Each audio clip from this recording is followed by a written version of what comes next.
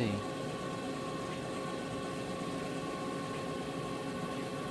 So this is sort of like programming a computer, basically. I guess. I don't know anything about programming a computer. Yeah. Except that when you program a computer, you usually have words that are based on what you're going to do instead of G codes. Yeah.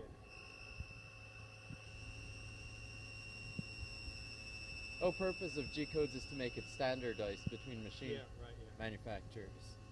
Yeah. I guess they had at one point settle on that so everybody could Yeah. make them a few bucks.